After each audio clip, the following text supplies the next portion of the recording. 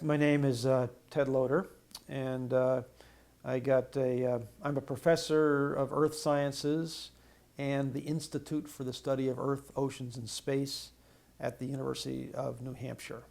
I've been there since 1972. I'm professionally an oceanographer and mostly dealing with the chemical aspects of the oceans and the coastal zone.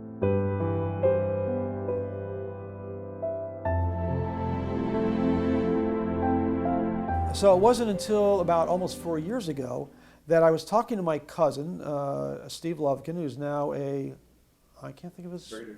Brigadier General in the Army Reserves. He's a lawyer in North Carolina. And I was talking to my first cousin. He and I are very close as children, but we got away from each other for many, many years. He was in North Carolina, I was in various parts of New England, what have you, and we got away from each other. But about 4 years ago, he and I had been talking, and he told me that he had been to some meeting on the West Coast with some astronauts and Russian astronauts and what have you. And I said, Steve, what's this about astronauts you were talking to? And he flips out this card on the table. That was the card of a Russian astronaut, English on one side, Russian on the other. And he looked at me and he said, Ted, did you ever hear of Area 51, the Roswell? No, he said, did you ever hear of the Roswell? Just Roswell. And I said, of course, everybody's heard of Roswell. At that time, probably everybody hadn't, but I certainly had. And he said, well, it was real. And I said, oh, really? Tell me more. And so we spent the next 3 days in intense conversations. I could barely sleep at night. When my cousin sat there and told me the things that he had known, the people he'd talked to, and everything else, and he was in the White House during Eisenhower's administration. He had top secret clearance, and he was in cryptography. He worked on Project Blue Book for a period of time. He saw material from the Roswell crash, and he had no reason to lie to me at all. He's my cousin. I mean, we're best friends for all of our childhood, and it just no reason at all. And all this, he told me all this.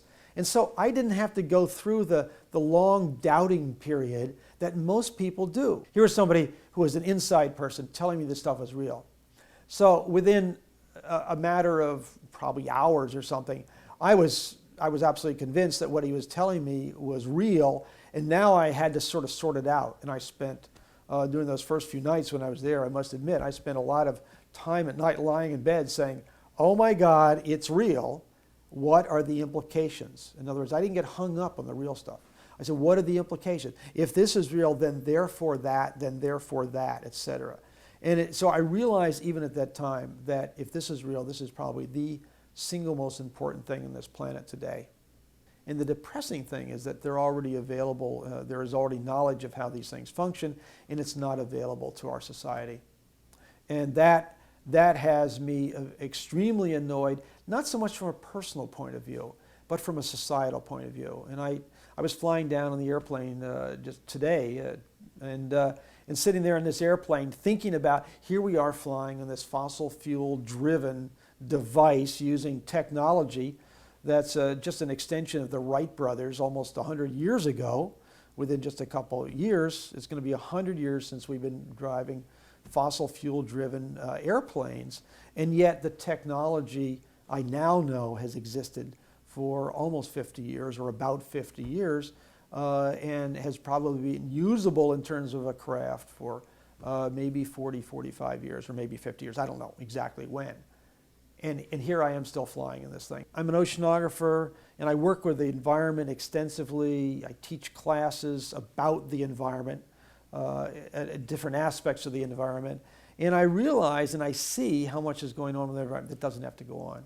So, and I realize that some of the technologies that the ETs, if you will, or the craft represent are technologies that could help us. They could also be used for defense purposes or military purposes as well. But like the old saying goes, a knife can cut or it can spread butter. The same holds with technology, and there's no, it's ridiculous to hold back the technology. And the depressing thing is that the knowledge of this, which is kind of the single biggest piece of knowledge there is, that we are not alone in the universe, and that we are actually a member of a family of if you will, nations or peoples throughout the universe, and that we're not alone is amazing. It's gonna alter the way we view ourselves on Earth forevermore. And so that's why I realized this was so incredibly important. And the argument that people can't handle it and all this sort of thing, I don't think it flies at all. I've talked to a lot of people about this, and I've never seen anybody go off the deep end when I've told them what I know.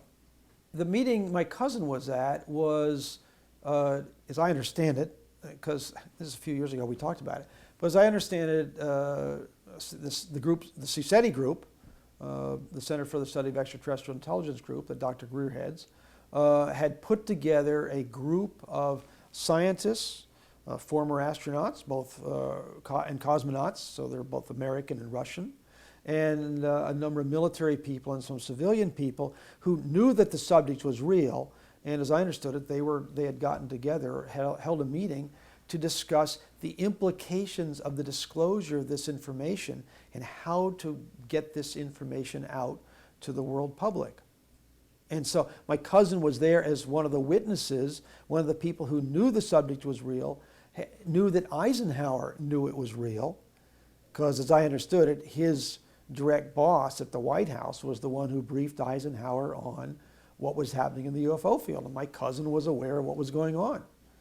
And my cousin had met Eisenhower a number of times and what have you. But I decided that I wouldn't go public, if you will, about this until I saw something that was absolutely in my face, seen by multiple witnesses, and there could be no argument. And it was, that happened for me, and everybody kind of remembers their first time, if you will. It happened for me when I was in Desert Hot Springs in the fall of '97.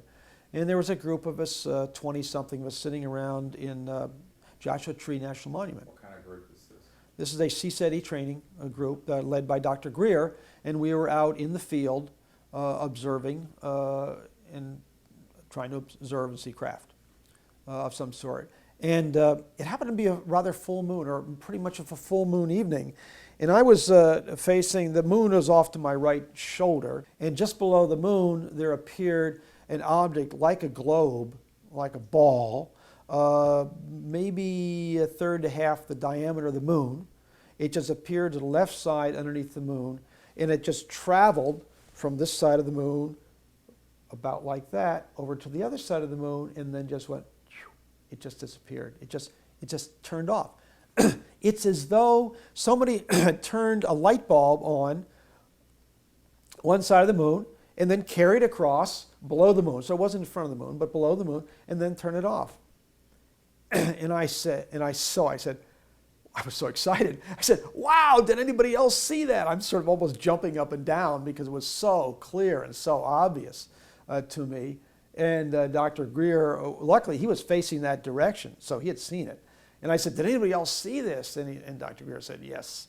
He said, I saw it. Did anybody else see it? And about, I don't know, 5 or 6 people in the group said, yes, I saw it, yes, I saw it. So all sitting on that side where he was. And the implications are manifold. I think one thing it will do, it will, this is maybe hopeful, but it will bring the peoples of the earth closer together. It'll give them a different sense of themselves as a race. We'll realize we're not alone in the universe, that we're part of a much larger family of intelligent races, conscious peoples, if you will. And I think also there's going to be some major technological implications as well. Because the first question, and this is probably one of the major reasons why this topic has been kept quiet so long, the first question that one might ask, even the man or woman on the street is going to ask, well, if there are these peoples from other planets and they're here visiting us, how did they get here? Did they have to come at the speed of light and take 4 to hundreds of years to get here, even at the speed of light, or did they come using some other technology?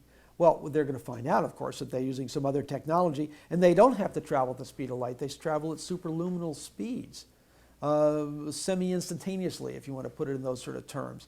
And so that at that point, you're going to say, holy mackerel, these technologies could, if used in a peaceful way, benefit our Earth civilization in a major way. And so then where do they get the energy to travel these great speeds? And then we start to look into the energy. They aren't using jet fuel. They aren't using coal to get here. They're using technologies that the average guy on the street, the average physicist in a university doesn't have any clue about, and yet it's very real. So the implications are for hopefully a planetary society that does not, can go beyond the coal and oil and those aspects. In fact, one of the major problems I've seen and talked about for years on our planet is that this planet is basically offering its people a several hundred, maybe about 100-year, 150-year window to develop new technologies. There's about 150 years, you can argue the numbers of coal and fossil fuels on this planet that have been laid down over hundreds of millions of years. We have a very short time to go from burning wood to oil and coal and nuclear to a sustainable energy. And if we blow it because we haven't gotten our act together, we're toast. And I said I was appointed by the governor of the state to attend a congressional briefing, a closed congressional briefing on this topic with people like Edgar Mitchell speaking about the reality of this and what have you. And they say, oh, really? Tell me more. So that's one reaction of my scientific colleagues on a one-to-one basis. Part of this gentleman's problems was he was a civilian but had done a lot of work with NASA on a lot of committees and what have you. And I think his problem was the fact that he hadn't heard about this as being a real subject. And he knew that he was very important because he was on a lot of committees in NASA. And since he was very important but hadn't heard about this thing, this couldn't be true. Because since he was important, he would have heard about it. You see the logic there? And he sort of said, oh, okay. And so he went on and on and on. But as the conversation went on and I told him more about what I knew and the reality of these things, he got colder and colder toward our discussion. And it started off very warm because we both knew a lot of mutual people. And so there was sort of a coming together in that sense. And I realized afterwards that he was very threatened by this knowledge because what the particular job that he was doing in NASA would be majorly impacted by the knowledge that there are extraterrestrials already here on this planet, visiting our planet, and that they have the ability to travel through space and what have you. And so my sense was that his raison d'etre, the reason that he works at NASA and his ego is sort of wrapped up in this, would no longer be as valid a reason if what I was saying was true. And so he pulled back from me. And then he said a very curious thing. I wouldn't believe it even if it was real. This is a direct quote from his email to me. I would not believe this even if it was real. And then he went on, but if you learn anything more about this, let me know. So I was left with this, forget it. I'm not going to, if your mind is so closed that you make a statement, I wouldn't believe it even if it was real. It tells me we have a major problem with scientists in our universities in getting them to accept something different than their paradigms that they're so used to or been grown up with. That's a major problem within our whole universities. Interestingly enough, the students that I've lectured to are far more open-minded than the professors. And I'm a professor and I deal with these people all the time. A couple other points to keep in mind is that the Roswell and similar events in New Mexico in the late 40s allowed certain parts of the U.S. government to obtain downed craft, extraterrestrial craft. Since that time, that was late 40s, it's now 50-some years later, since then the black projects have pumped hundreds of billions, that's hundreds of billions of dollars, maybe approaching $1 trillion, I don't know the number, it's big. It's bigger than Bill Gates, has pumped these untold billions of dollars into researching the technologies, reverse engineering these technologies such as anti-gravity, and space travel and a whole bunch of technologies that are associated with extraterrestrial technologies allowing these space travel to occur, and other aspects of that. Now, if you've just put in several hundred billions of dollars into something, you can be doggone sure that something's come out of that. And people have told me that we had spent a tremendous amount of money by the mid-50s on anti-gravity. There's anti-gravity literature in the public domain, and there's a tremendous amount going on there. So I've heard from a number of different quarters that we have anti-gravity techniques actually in craft that can fly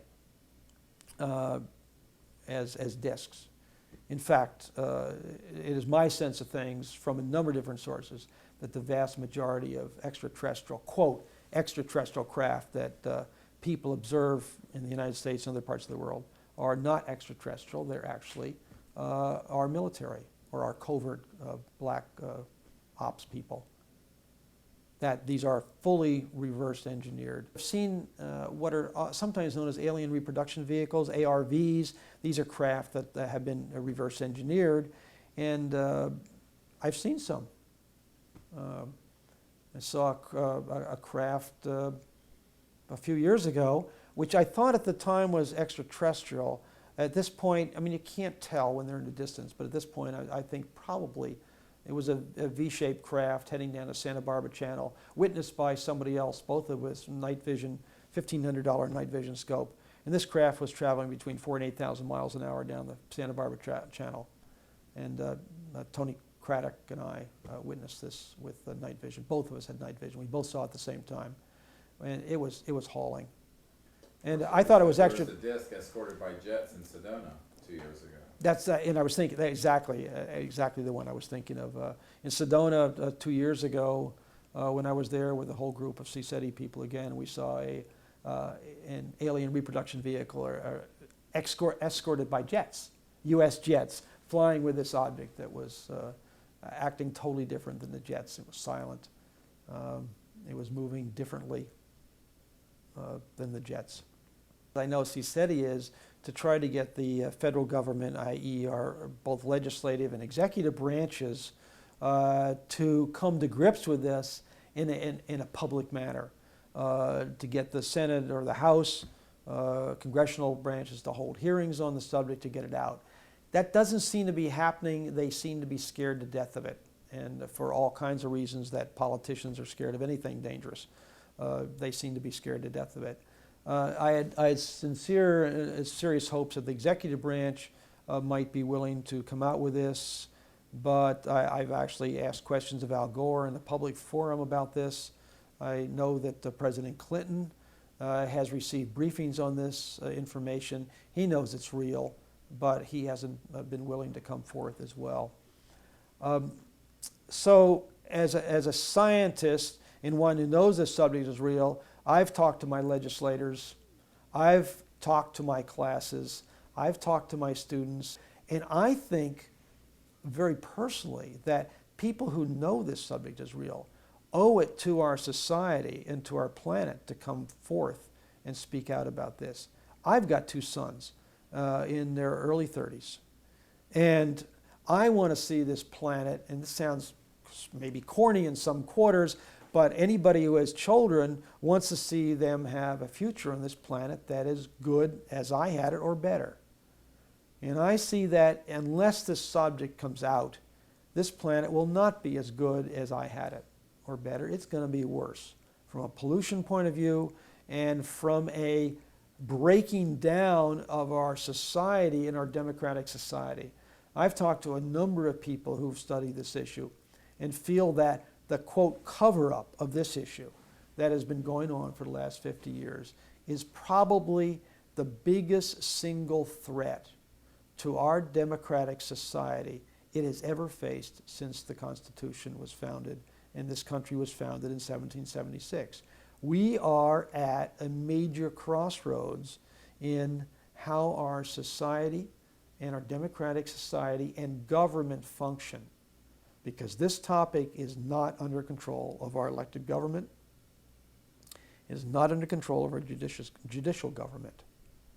It is under control of others, some of who are members of our government, some of who are members of the industrial complex.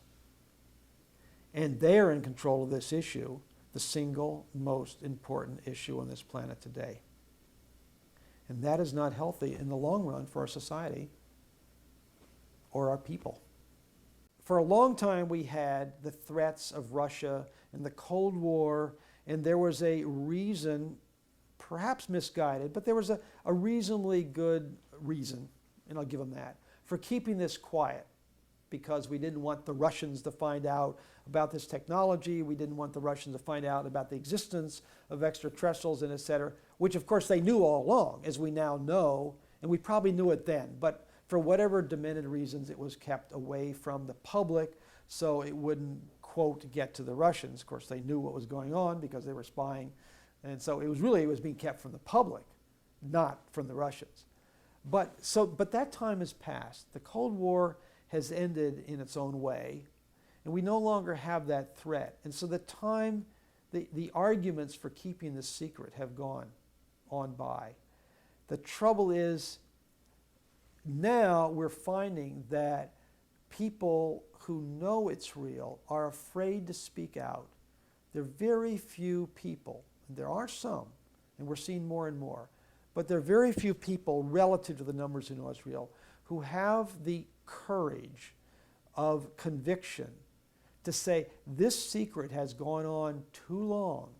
It is time for this information to become known worldwide for all the reasons that it should happen relative to humans as an intelligent race among many. It's time for this information to come out in terms of the technology, for the benefit of our society on this planet, and for the benefit of our ecosystems on this planet. Very few people are willing to stand up and be counted on this issue. And the excuses go on and on and on. And we talk to our senators, our representatives, and they'll come up with any excuse in the book to face this fairly in front of them and say, I'm going to do something about it. And that's why there are only a few of us, and I count myself as one of them, who are willing to stand up and say this topic is real. We need to talk about it openly, and we need to move on into that. Because this is keeping us as a world society, a planetary society, it's keeping us down. It's preventing us from moving on as a planetary society. And furthermore, something I haven't mentioned that is absolutely critical is the following, that the covert groups who presently are in control of this subject are using a very advanced technology, some of which has been reverse engineered from the extraterrestrials and developed, some of which is part of the Star Wars box of tricks, etc. They're using these technologies to acquire, shoot down extraterrestrial craft. We have numerous witnesses who have seen this and know of its existence. This means that there's a small group of people on this planet who are literally declaring interplanetary war with extraterrestrials who have literally come to this planet to observe and ultimately to help mankind. This is an untenable situation for the peoples of this planet to be in. And extremely disturbing to me and all of us who are aware of this fact. That alone is enough reason to make this public and to try to get people to be concerned about it. I've seen it on many films, different shapes, different positions. And this piqued my curiosity with regards to UFOs. I had heard of the crash down in New Mexico. I have seen the maneuvers.